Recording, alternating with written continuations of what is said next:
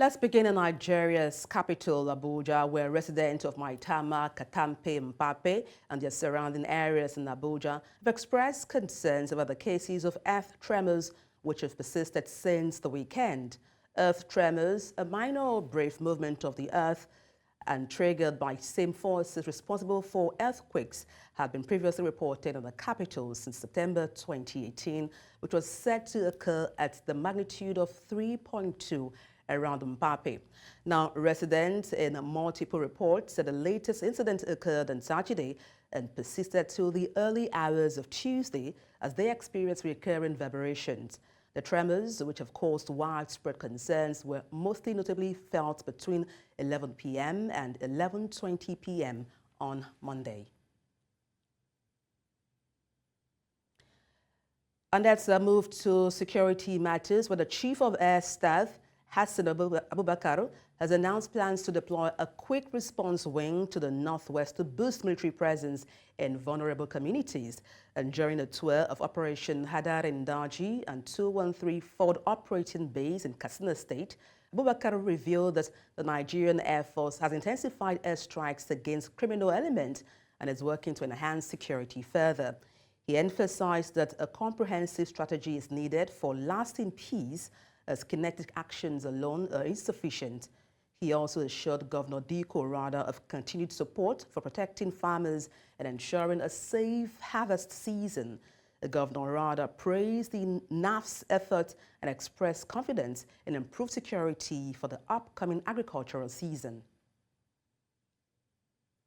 And so staying with security matters, Governor Dauda Lawal of Zamfara State has expressed confidence that a notorious bandit leader, Bello Turji, will soon be brought to justice.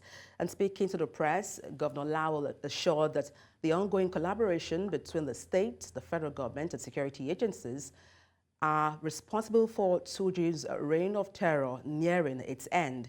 He mentioned that with what they have in place, it's only a matter of time before Turji will meet his end. And this follows recent military successes, including the killing of wanted bandit leader Halilu Sububu, who had terrorized Zamfara and other northwest states. Over 30 bandits, including Sububu, were killed in the latest operations. And bandits attacked a church service in the Bakimpa Maru community of the Kajuru local government area in Kaduna State, leaving 3 people feared dead and 30 others reported kidnapped. Although the police authorities were yet to comment, the former chairman of Kajuru local government, Kafra Kaino, confirmed the incident, noting that the assailants, who arrived in large numbers around 10 a.m., targeted both an Echo church and the Catholic church. Among those abducted is Bernard Jagera and a pastor from one of the churches. And to unpack this, we are joined by a security expert in person of Inko Taria Ipalibo. He joins us from Jos, the Plateau State. Good afternoon. Glad to have you join me on the news. Good afternoon. Thank you for having me. All right. I mean, there seems to be this resurgence of attacks, What do you think are the underlying factors contributing to these recurring attacks of bandits, particularly in Kajuru local government area? The root cause of these attacks that has reoccurred several times could be traced to the fact that anytime they attempt to attack, they succeed with the operations without any form of inhibitions or resistance. So if bandits understand that a community is vulnerable and at any time they could go in and kidnap people in their numbers without any form of resistance from security agencies, they will always go there to perpetuate the crime. So I believe the reason why they keep coming is because they've not been resisted, they've not been arrested, they've not been stopped. So they'll keep coming. Now, having said that, what do you think should be the disposition of security officers in nipping in the bud, insecurity on the rise in that community, Kajuru community? it has been happening several times. There is a pattern of operation that has been observed. If you the videos that you are even showing in this interview shows the commando style that these bandits are using to perpetrate the crime. If this kind of video is available, it means that the security they already have firsthand what to use to counter or to prevent these things from happening. You could lay ambush for the bandits. There are many things you could do to prevent this thing. The kind of firepower Nigerian government, the state has as at now, will be able to prevent this kind of criminal activity in that community if only the state and the agencies involved with security will take it serious. Let's look at this ongoing violence. How do you think it has impacted the lives of local residents in that community? It has impacted negatively on the community. Uh, it's traumatic. Until you won't be involved in the kidnap, but until you hear the first-hand information. We have had several people being traumatized because of kidnap.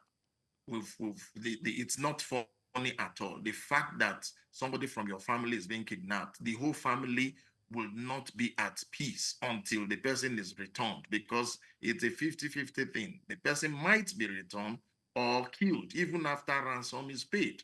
So the experience is horrifying, it's traumatic, and the whole community, they are in pains. It's a gloomy mood as we speak now. It's not funny at all. Now, how do you think this can be curbed? Looking at government efforts, what steps should they take to nip in the bud this rise of insecurity or banditry as we know of it?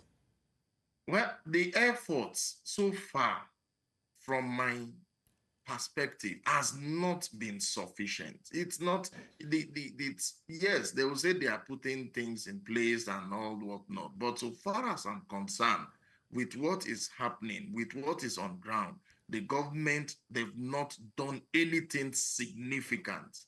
The community is a physical location, it's a geographical location. It's so you can protect the people, you can mobilize security, you can build a base there. There are so many things you could do to protect the people, but most of the things they are saying, they are just being said. No backing, no action, no nothing to substantiate or to show that they are marching action with words. If the bandit wants to go back to that community this Sunday to kidnap again, they will go and they will kidnap without any form of resistance. So it's not, as we speak, the people are still not protected. They are still vulnerable. And not just that community. Several communities are vulnerable. Well, we have people pointing fingers to fifth columnists where there seems to be collusion between security officers and also these, bandits. Do you think that's possible, looking at how they were able to purchase or even own these arms they use in these nefarious activities? In Nigeria, all things are possible. But the possibility of such insider collaboration should not prevent the capacity of the government to stop the crime. You would naturally find people who want to sell out, who want to sabotage, who want to to give out information and intelligence, and also to cooperate with the criminals. But then that presence, the presence of that element should not prevent you from doing the needful. So no matter the insider information, no matter the sellout, the government should be able to put things on ground to prevent these things from happening. Well, thank you so much for your expertise on the news. Inko Taria Ipalibo, security expert. Many thanks once again. Thank you for having me. And let's tell you that the officers of the Nigerian Army have been tasked to show a willingness to collaborate to effectively tackle terrorism and combat insecurity. And this was as the graduation ceremony of the 2023 Course 2 of the Nigerian Army Resource Center, which held at the nation's capital, Abuja, following an intensive 11-month program for direct regular officers of the Nigerian Army. Our correspondent, Adebola, tells us more. With the changing face of insecurity, terrorism, and banditry, experts believe that the Nigerian armed forces must be willing to change its strategy to combat insecurity headlong.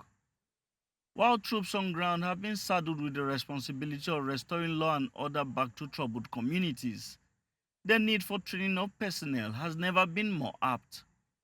As the Course 2 participants of the Nigerian Army Resource Center concludes their 11-month training program, senior military officials say the program focused on direct commissioned officers and aimed to replicate the same kind of training their colleagues at the National Defense College undergo. The Leadership and Strategic Studies course is a senior level program designed to give direct regular commissioned officers and others found suitable to undertake the course a mirror of what the regular combatant colleagues go through at the National Defense College. This is part of the efforts to raise their own level of awareness, level of training, and then we believe that the level of proficiency will improve. The Chief of Army Staff says that the program helps participants interpret policy to properly formulate military strategy. It is a strategic level program that accustoms participants to policy and strategy formulation at the lower strata of the military strategic level. The program gives participants an understanding of issues at the grand strategic level and how senior leaders in the armed forces interpret policies to formulate military strategy. He adds that participants of the program will be equipped to think out of the box to make informed decisions whenever the need arises. Also, the Director General of the Nigerian Army Resource Center tasked the graduating officers to be willing to collaborate to achieve operational objectives.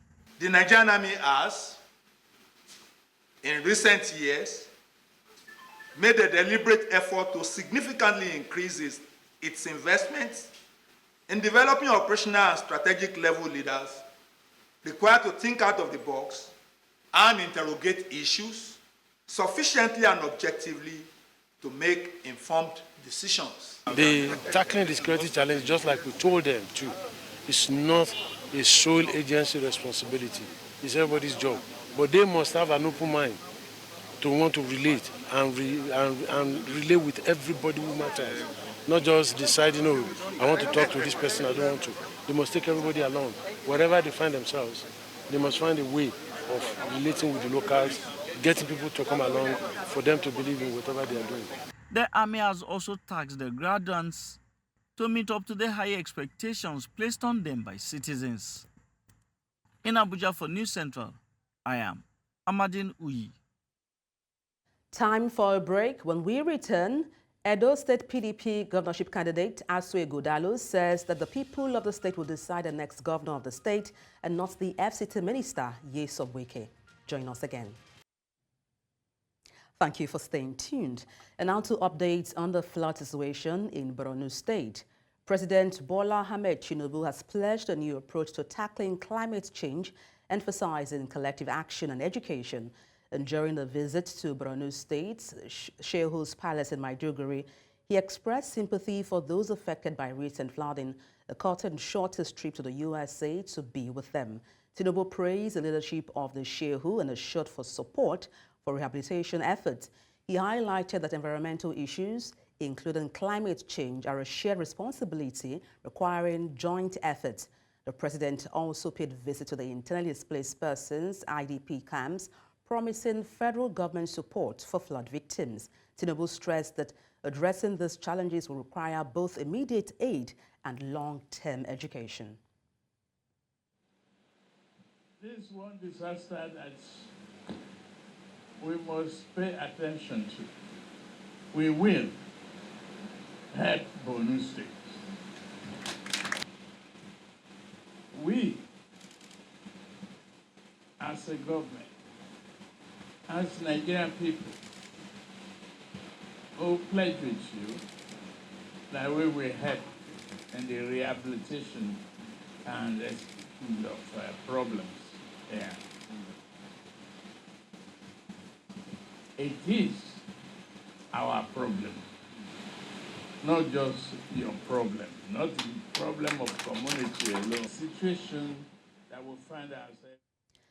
And joining us to dissect the issue of flooding is Dr. Tokpe Olatunde Ayedun, an environment expert and a lecturer at Conference University of Science and Technology in Kogi State, Nigeria.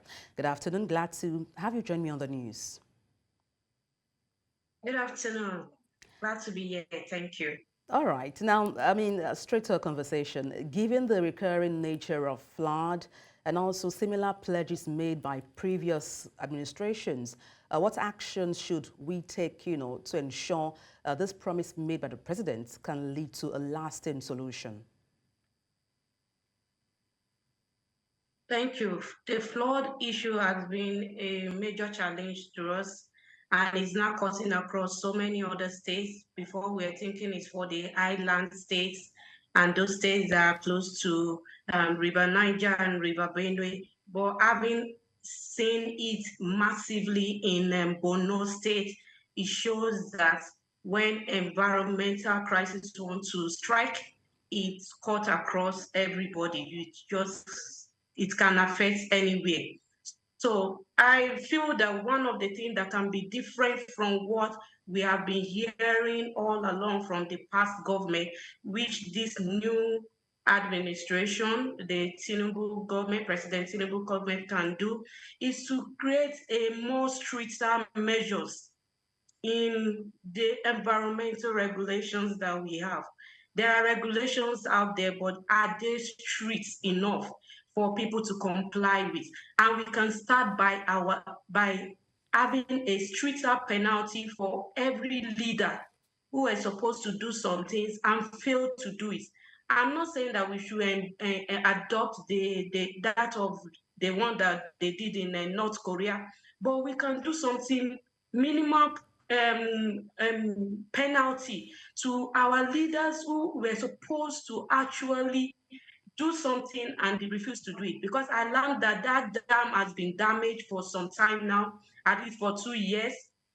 So what happened? And there was a committee that was constituted for them to look into it in 2022, and the committee reported back that it's not life-threatening. So what are we now experiencing now? After 2 years, just after 2 years, the crisis is here with us.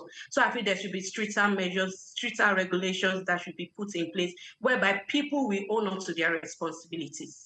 Now, talking about stricter measures, Dr. Ayedun, we understand that NIMET gave an alert regarding rain as well as thunderstorms in some parts of the country. What, beyond being reactive now, what proactive measures need to be taken to help prevent such flooding disasters? I think one of the main strategy that I would say is that for people to actually be proactive, people need to imbibe more into early warning strategies. We have so many time to prepare for this rainy period. We have the dry season. God has really blessed Nigeria with so many seasons. We have the dry season and the rainy season. We can predict between which time and which time. But what do we usually do during our dry season? Do we prepare enough? So I will feel that we should start looking, especially our government, should start looking at the climate mitigation, which is the preventive aspect, thereby creating early warnings to communities, as well as looking at our infrastructure. Are they sustainable enough? Those dams that are already harboring water for us, hope they are not damaged. If they are damaged, what measures have been put in place? Those rivers that are trying to overflow their boundaries, what are you putting in place so that they cannot overflow their boundaries? Are there more levees created, built. There are so many measures that can be put in place in preparedness. Instead of us looking for how to now be solving problem and looking for emergency relief, we can actually focus more, divert our funds. We have ecological fund for crying out loud. We can divert those funds to preparedness, have a wider drainage. I said this before many times. Most of our drainages are too narrow. If they are not narrow, they are blocked. Have a wider drainage. Let's all put hands on deck. Communities should be working and government should be working, but more hands should be on the government, because government have to create wider things and not for us to start looking for adaptive measures. Because right now, the deed has already been done. What we are looking at now is the climate adaptation, where we can actually be more proactive. So with the measures of creating more dams, building more drainages, creating more levees in our riverine area so that it will not overflow out of their river side to community. I think that measure, let's start from there. Then again, sorry, please, I feel that we should also bring in more experts. More experts should be included in that committee. I learned that there was a committee that was formed in 2022, and it included political leaders, especially. Environment should not be seen as a general term.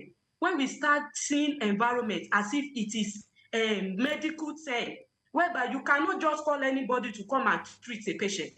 The same way in environment, you should not just call anybody to come and start solving environmental issues. There are experts there. There are experts that have been trained, that have been trained, they have been groomed to do such a thing. Why not involve them? So please make use of your expert, make use of your personnel. I feel that the government can do more by making use of these people that we already have on ground, that God has already blessed you with, instead of them leaving the country and go and be helping other countries, because their country is not there to regard their what they have. So I feel that All right, Dr. this can be Ayeno, I prevented. wish we had We should more stop time being to the talk about this, but I must end the conversation there. But thank you so much for your time on the news. Dr. Tokpe Olatunde Ayedun, environment expert as well as a lecturer. Many thanks indeed for your insight on the news. Thank you so much. Thank you. Recall earlier, we brought you news regarding Abuja residents in the area of Maitama, Katampe, Mpape, precisely regarding earth tremors that occurred, since the weekend. We're joined live now by our correspondent, Joshua Imarayi, to tell us what is going on there. Joshua, good afternoon. Just bring us up to speed. Where exactly are you? Well, I'm in Mpape, one of the areas where they experienced tremors, tremors from the early hours of the day down to yesterday and even the day before. Speaking to residents here to confirm the incident that they did experience such things for previously about 5 years ago, and yes, to confirm this that such thing was experienced. But this case is actually characterized by rock blasting and so on. But there seems to be a different case, because according to the residents here, they say this is quite different from the normal rock blasting which we normally experience. And I went to go down to the chief palace, that's the district head of this capital here, and it's confirmed that something of such happened 5 years ago. We invited a meeting of the government and authorities on the evaluation, and they took their evaluation back to their offices, and nothing was said to them. It is confirmed that yes, such thing happened there. And we're speaking to residents there, and it's confirmed that yes, such thing happened there.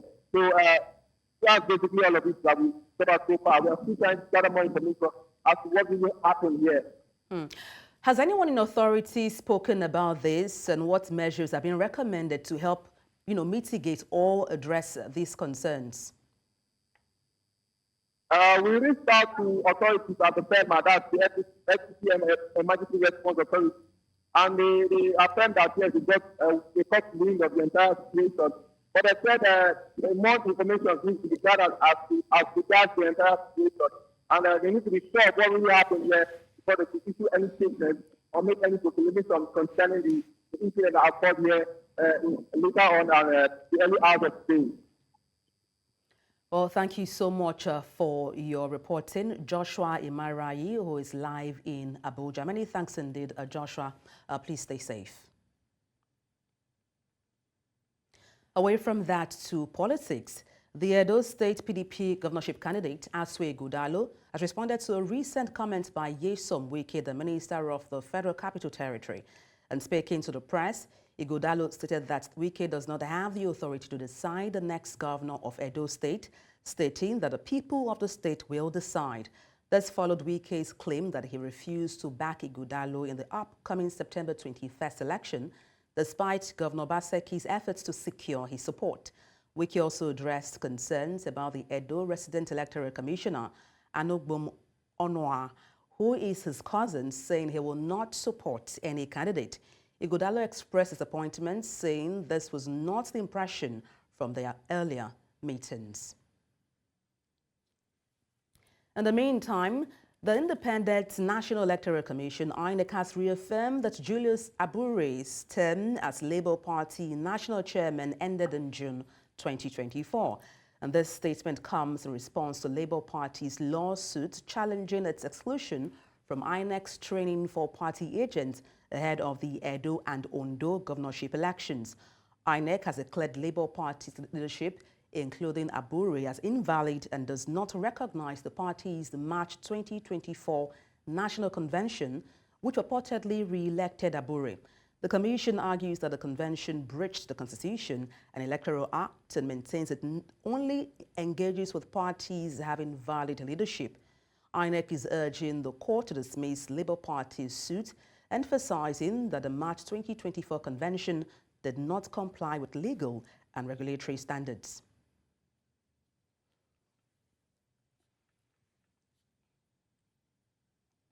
The Zamfara state government has assured citizens of the state of its commitment to transforming the lives of residents of the state.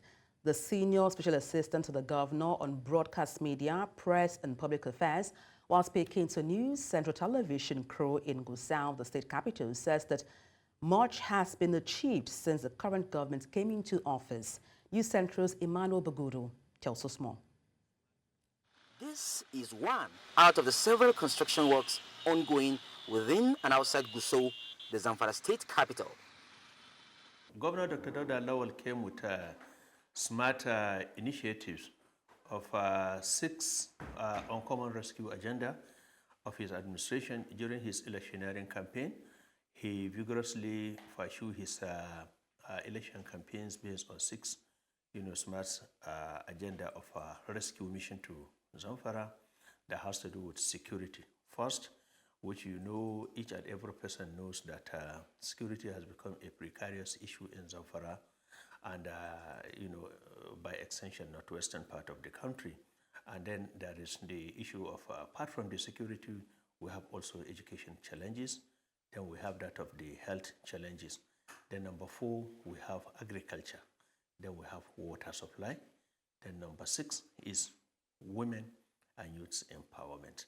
The state government says that it is determined to give the state capital, Gusau, the status of a real capital, away from what many described in the past as a glorified local government.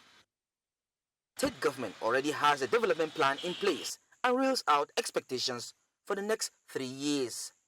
The first month, between May and June, he paid the civil servants, their entitlement, their salaries. He paid the pensioners their salaries. He restored electricity. Gusau was not having power supply, steady power, water supply. He went to the water board. He has examined all the problems.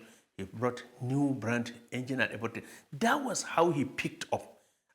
There is no doubt that the current developmental strides of Governor Dauda Lawal of Zamfara State has raised the hope of the people of the state. It is hope that this feat is sustained. In Gusau, the Zamfara State capital, for News Central, I am Emmanuel Bagudu. And now to health matters, where the Nigeria Red Cross Society says that Nigeria ranks among the first 3 countries with the highest confirmed cases of monkeypox on the continent, with about 40 recorded cases. And this was as the Red Cross commenced their training of volunteers on risk community communication in Abuja to help contain the spread of the virus across the country. The volunteers are expected to sensitize citizens in the rural communities on how to prevent the spread of the virus. Our correspondent, Idong Joseph, tells us more. Since the beginning of 2024, A total of about 18,737 suspected cases of Mpox have been reported across 13 African countries, out of which 5,265 cases have been confirmed, with 617 deaths. The Democratic Republic of Congo, the Central African Republic, and Nigeria top the chart of countries on the continent with 4,799, 48, and 40 confirmed cases. Since the last update on the 16th of August, where the Nigeria Center for Disease Control and Prevention reported one confirmed case in Akwa Ibom State, no deaths of monkeypox have been reported across 19 out of 36 states of the country. Last year, we recorded 98 confirmed cases. In 2022, we recorded 762 confirmed cases. At the moment, we've recorded 67 confirmed cases. So it tells us it's pretty endemic in Nigeria, and there are a few highly reporting states which we're following up with, but also we're seeing newly reporting states. In response to the outbreak in Nigeria, in August, the federal government received a donation of 10,000 doses of Mpox vaccine from the U.S. government. While many believe that vaccine alone cannot contain the spread of the virus, the Nigerian Red Cross Society has commenced training of community volunteers to support government efforts. The Nigerian Red Cross Society specifically is training 45 participants from the endemic states to respond to this outbreak. We receive a request from Nigerian Red Cross to support the response activities. For an activity to be undertaken, there must be some involvement of the branches of the Nigerian Red Cross. The knowledge acquired here is expected to be scaled down to about 3,000 volunteers of the Nigerian Red Cross in endemic states. Most of the things I didn't know about the transmission, about the preventive measures, and above all, how to debunk the myths and misconceptions that people have about the disease condition. So that will help me. We are going to take this back to our states, and it will help us to build the capacity of our volunteers. Experts here say that maintaining a clean environment and a frequent hand washing, as well as reporting any suspected case of the virus, can help contain its spread. In Abuja for News Central, I am Idong Joseph. And from Abuja, we move to Kaduna State, where the death toll in a road accident that occurred in Saminaka in the Lere local government area of Kaduna State has risen to 40 as more victims have died in the hospital where they were being treated. The accident, which occurred around 1 p.m. on Sunday, involved mostly children who were traveling to celebrate Eid al-Maulud, a Muslim festival to mark the birth of Prophet Muhammad. The bus they were traveling in lost control and collided with an articulated vehicle due to overspeeding and overloading.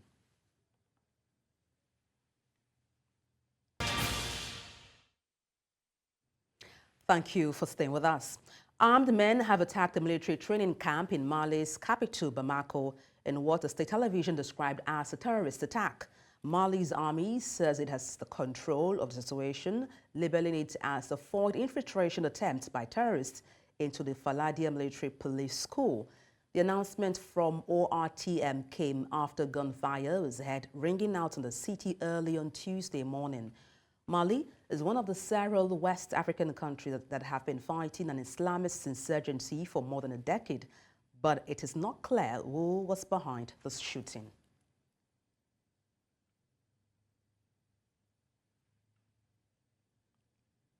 The news continues in West Africa, where at least 8 people died, including 3 children, after a 7-story building collapsed in Sierra Leone's capital, Freetown. The National Disaster Management Agency said in a statement that the building in eastern Freetown, thought to be used for both residential and commercial purposes, collapsed between 11 a.m. and 12 p.m. local time on Monday. The NDMA said the victims were 3 adult males, 2 adult females, 2 girls under 5 and 1 boy under 5. The agency said it remained committed to the rescue efforts, hoping to recover more victims trapped beneath the collapsed structure. While the cause of the collapse is not yet clear, investigation has been opened. I dey go town. Now me by then they say, go to social media. So if you not sweating out, I say, well, now let me on social media. Now me mama call, he say, your uncle is bikini, cousin, and don't cover them. Now I say, I saw I can't soon so they go, I can't at the scene and meet me uncle. Now I say, what's it happen? I say, it's 6 bikini and they under there. He said, all 6 they under there. So we dey call, the big guys bikini, they pick the call, say we there. We didn't have the vegana because my mama say 11 are vegana, then they make. Then I feel so sorry. Staying in West Africa, 2 African press unions have voiced concerns over the disappearance of an Ivorian journalist, Sergei Mathurin Adu, over 2 weeks ago in the Niger capital Niamey and called for explanation from authorities. The 2 unions said they had had no contact with Adu since he disappeared on September 1st and no information from Nigerian officials. President of Ivory Coast's National Union of Journalists, Jean-Claude Koulibaly, said hours before he went missing, Adu had told his wife he had been summoned to appear before judicial police. According to information gathered in Niamey by the union, Adu is accused of espionage and of being in cahoots with terrorists. Authorities in Niger have not released any information. In the east of the continent, the new academic year has kicked off at a school in Port Sudan in the northeast of the war-torn African country. The United Nations says the war across much of Sudan has created the world's largest displacement crisis, with millions uprooted.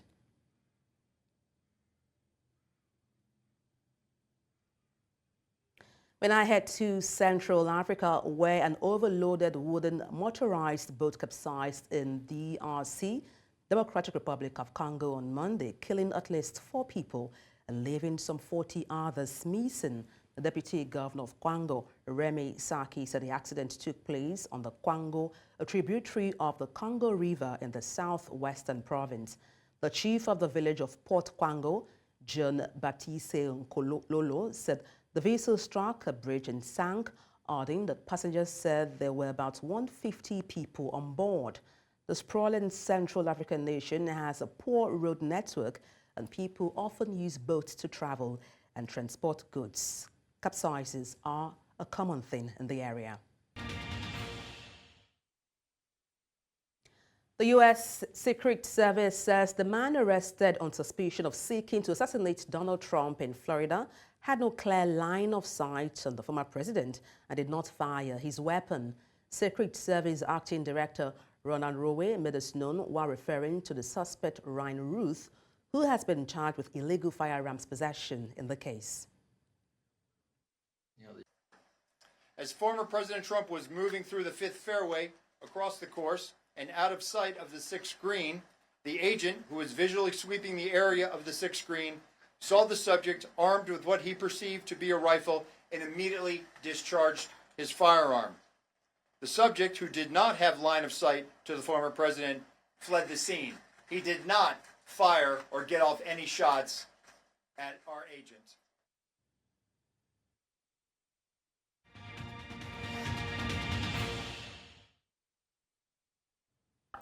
In business, 7 Nigerian banks reported a combined revenue of 132.45 billion naira from e-business operation in the first half of 2024, highlighting a surge in digital banking adoption.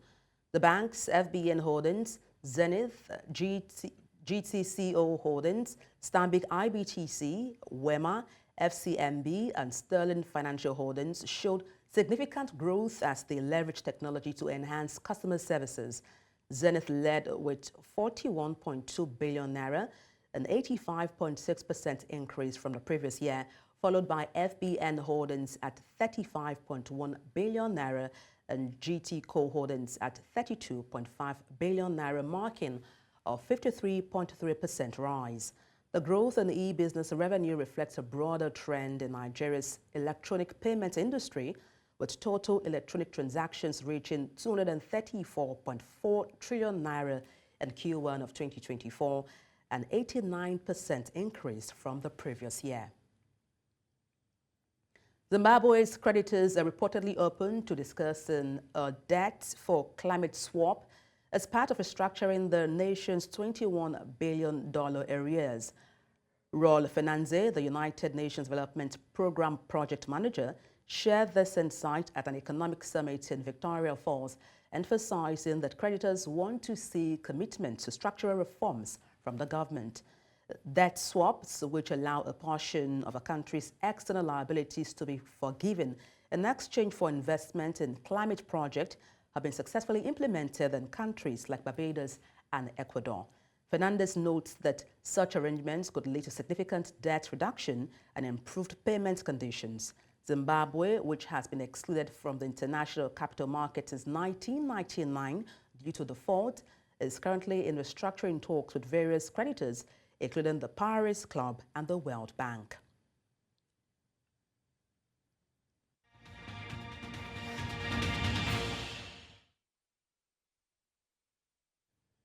In sport, Tunisia's Ons Jabeur has been forced to end her 2024 season prematurely due to a persistent shoulder injury. The 30-year-old has slipped to 22nd in the world rankings this year amid fitness struggles and pulled out of Cincinnati, Washington, and the U.S. Open with a shoulder problem after missing the Paris Olympics due to concerns over her knee. The three-time Grand Slam runner-up and former world number 2 said she will dedicate her time to a charitable project while recovering and return to action in Australia early next year. World number 1 Jannik Sinner has added fitness coach Marco Panici and physiotherapist Ulysses Badio to his staff following dismissal of 2 members after he escaped a doping ban despite failing 2 drug tests in March. The Italian confirmed the appointment in a social media post on Monday, with Panici and Badio bringing vast experience after having worked with 24 times Grand Slam champion Novak Djokovic. Sinner had tested positive for the steroid clostebol, which can be used to build muscle mass after his physio, Giacomo Bernardi, applied an over-the-counter spray to a cut on his own hand before carrying out treatment on him. Sinner fired both team members last month before winning the U.S. Open title to make it to 2 Grand Slam trophies in 2024 following his breakthrough Australian Open triumph.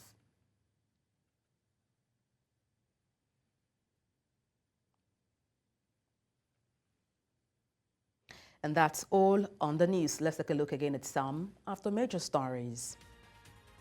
Concerns are heightened in Nigeria's capital as earth tremor rocks several communities. INEC tells court Julius Abure's tenure as Labour Party's national chairman expired in June 2024. Malian army says situation is under control after insurgents assault on military school. Send your eyewitness report to the WhatsApp number on the screen and do follow us on social media. We are at News Central TV. You can watch us live on DSTV, channel 422, Star Times, channel 274, Avo TV, and YouTube. Many thanks for watching. I am Adebola Adedugba.